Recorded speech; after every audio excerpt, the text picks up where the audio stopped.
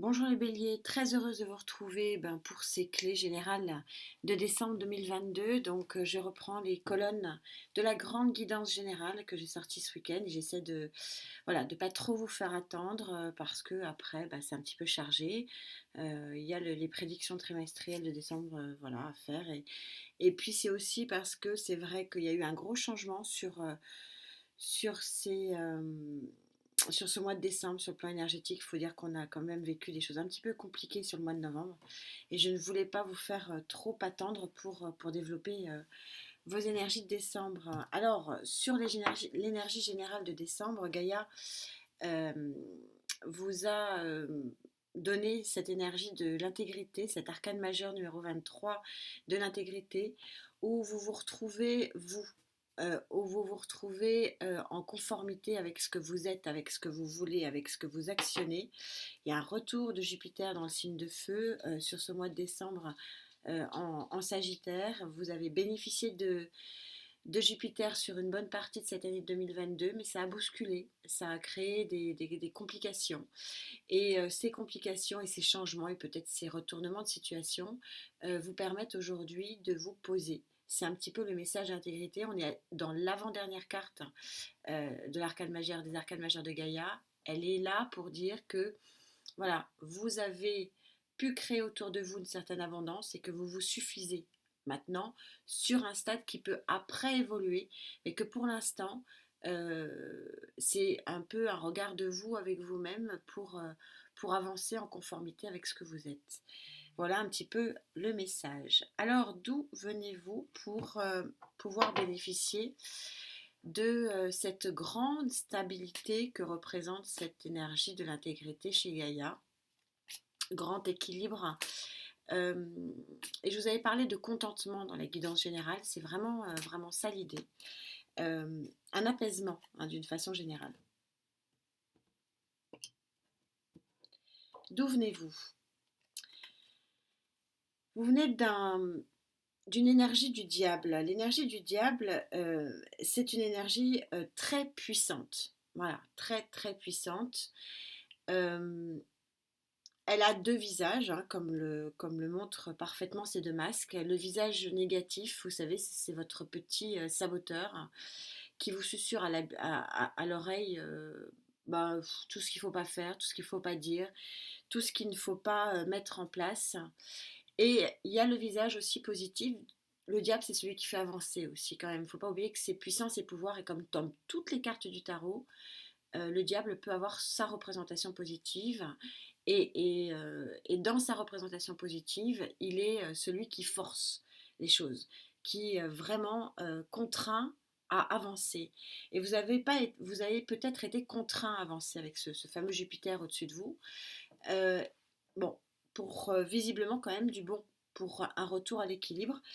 Vous laissez ce saboteur de derrière vous, le point ici intéressant, c'est de savoir vers quoi vous allez avant de passer vraiment à janvier 2023 ici sur la colonne un petit peu plus prédictive. Vous allez vers l'ermite. Je vais voir ce qu'il en est, je la recouvrirai peut-être. Moi, je la ressens pas. Vous savez, pareil, hein, comme toutes les cartes du tarot, l'ermite a ses deux phases. La phase de l'isolement, de l'inertie, moi, je ne crois pas parce qu'on est au contraire ici sur une carte de grand équilibre. Ou alors, il a sa phase très positive. Vous sortez justement de cette inertie, vous sortez de cette grotte pour aller vers une nouvelle lumière. Et moi, je suis un petit peu plus dans ce mood-là, dans cette pensée-là, avec en particulier en d'autres decks. Donc, ça va être super intéressant de voir votre mois de janvier 2023. Euh, je suis plutôt ici sur une énergie haute en ce qui vous concerne.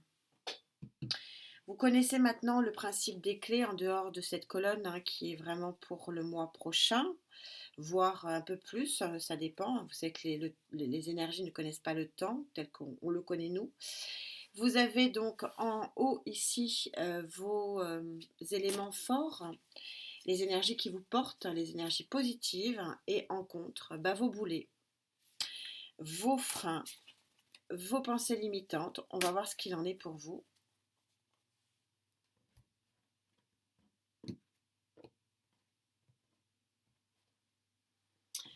Alors, quelles sont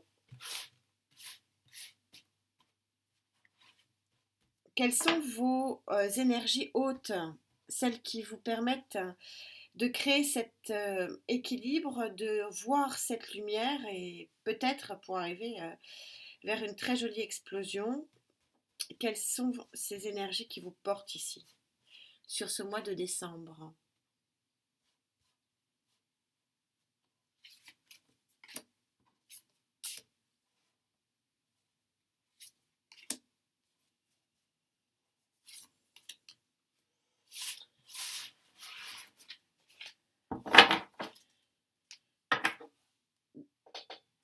Alors, reine de coupe, on va voir ce qu'il en est. Vous savez, la reine de coupe, c'est celle qui enveloppe de bienveillance. C'est celle qui enveloppe d'altruisme. C'est celle qui enveloppe de gentillesse, de douceur. C'est un châle de bonté, de beauté. On va voir ce qu'il en est. Les amoureux. Ah, ok. Arcane majeur des amoureux. 10 d'épée placé en pour. J'attends de tous les voir. Et le roi d'épée. Vous avez des sublimes énergies. On ne va pas se voiler la face. Ici, peut-être effectivement une âme amoureuse qui pourrait vous faire une proposition, ce qui vous impose ici donc le choix des amoureux, les amoureux placés en pour. Je ne suis pas trop sur un choix, je suis plus sur une vision de bonté et de beauté de la relation à deux. Vous avez le 10 d'épée, c'est ça qui est intéressant. Vous avez, on va dire, deux sortes d'énergie. Une énergie quand même plutôt sentimentale ici, avec ces deux cartes de la reine de coupe et des amoureux, qui peut éventuellement montrer, effectivement, vous sortez, vous voyez la lumière et peut-être une nouvelle lumière sentimentale pour certains. Et vous avez une seconde énergie qui est le 10 d'épée placé en pour, qui vous dit que c'est la fin du chaos. Parce que le 10 d'épée, on est sur une carte de chaos, avec ce roi d'épée qui va trancher justement pour dire stop au chaos, c'est terminé.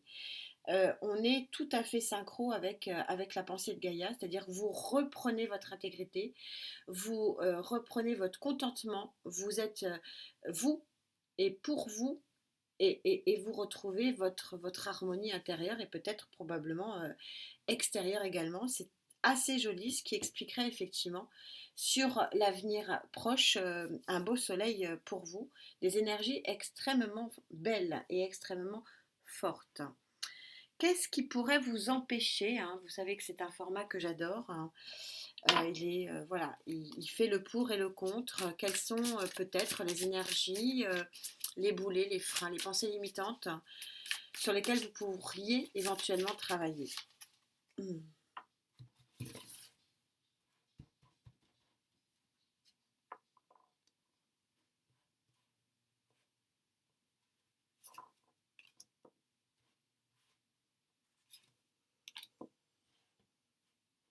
On sent quand même la fin d'un...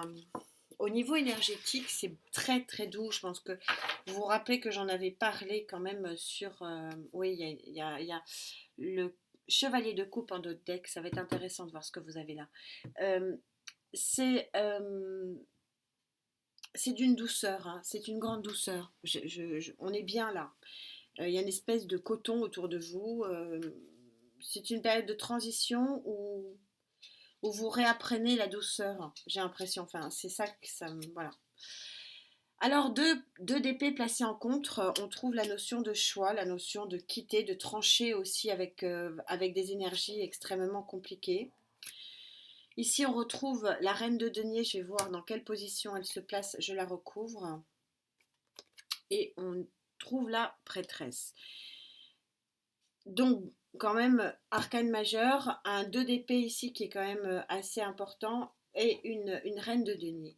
On est en train de vous dire qu'il y a encore probablement des choix à faire, il y a encore probablement des actions ici à faire, et on retrouve parfaitement bien cette diagonale. Il vous faudra prendre cette énergie de roi d'épée pour couper avec le chaos du passé, trancher. Donc on est, voilà, et c'est pas forcément quelque chose qui va être facile à faire pour certains d'entre vous.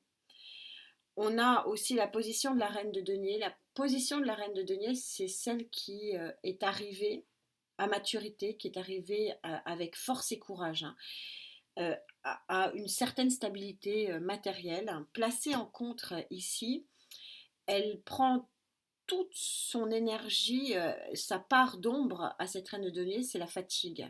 C'est parce qu'elle a œuvré, parce qu'elle a combattu hein, quelque part, hein, parce que elle a dû vraiment s'imposer dans ses choix, qu'elle arrive cuite.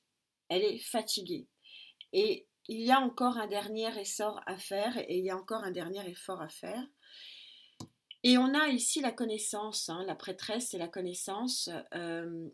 C'est passé en compte. C'est comme si vous n'aviez pas la conscience, la connaissance de tous les possibles.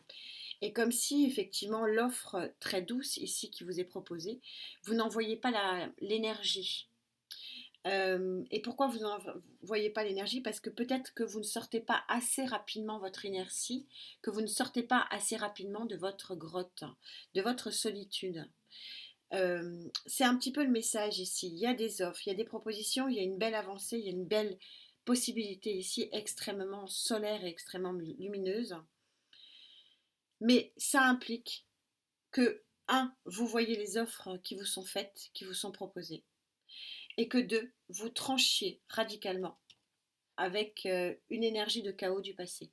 Je pense que vous saurez exactement ce qu'il en est, mais c'est assez clair et c'est assez fluide, je trouve, voilà, comme énergie. On ressent bien ici l'énergie de la transition plus que de la transformation.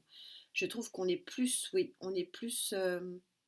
C'est pas un grand chamboulement, mais c'est une cassure nette et franche avec, avec le sombre, avec l'inertie ici. Alors, si vous preniez cette voie des énergies hautes, puisque encore une fois, ce ne sont pas aux cartes de décider de votre vie. Donc si vous arrivez à les capter, si vous arrivez à prendre cette vague énergétique haute, vers quoi ça vous mènera probablement sur début 2023 maintenant, que le temps passe vite.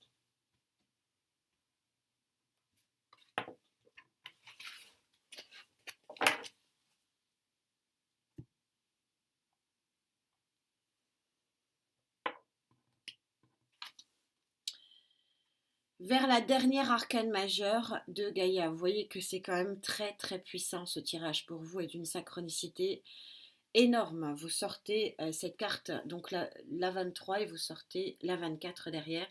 Regardez cet apaisement, cette zénitude, cette colombe de la paix, cette abondance. C'est une carte qui est absolument magnifique. C'est la concrétisation, c'est l'apothéose, cette carte. C'est sublime. Si je peux essayer de la préciser, on va essayer un petit peu. En tout cas, c'est en conformité avec la guidance générale. On retrouve à peu près tous les éléments. Voilà. Attention à votre fatigue. Faites les bons choix. C'est un petit peu le message ici. Mais c'est vraiment pour du superbe.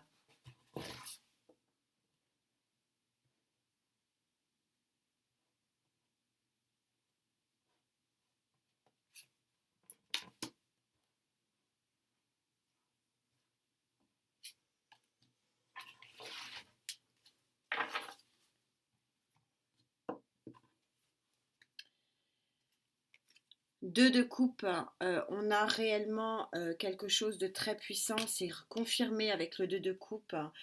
C'est l'union, c'est la rencontre, c'est la passion. Donc, ce que vous allez avoir comme balbutiement ici sur décembre, ça va vraiment se concrétiser sur le plan sentimental sur janvier. On continue le festival avec cette sublime carte de l'étoile. Vous êtes protégé, vous êtes guidé par votre bonne étoile. La chance revient ici pour vous. Et là, on a encore cette même carte de l'ermite, hein. Quand même, on se retrouve quand même avec deux arcanes majeures quand même, hein, c'est pas rien. On a cette carte de l'ermite qui est en train de vous dire, là vous allez vraiment aller vers la lumière. Là vous allez vraiment sortir. Le début de sortie se passe vraiment sur décembre. Et le dos de deck, le soleil, comme d'habitude, les tarots sont guidés. Il n'y a pas d'autre terme.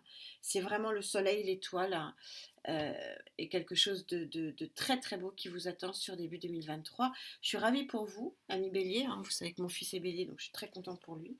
C'est un petit peu, c'est un petit peu une image idyllique. J'espère que ça touchera un maximum d'entre vous. Je vous remercie infiniment pour votre présence. On se retrouve bien sûr très vite pour le reste des clés. Prenez soin de vous surtout, hein. Namasté.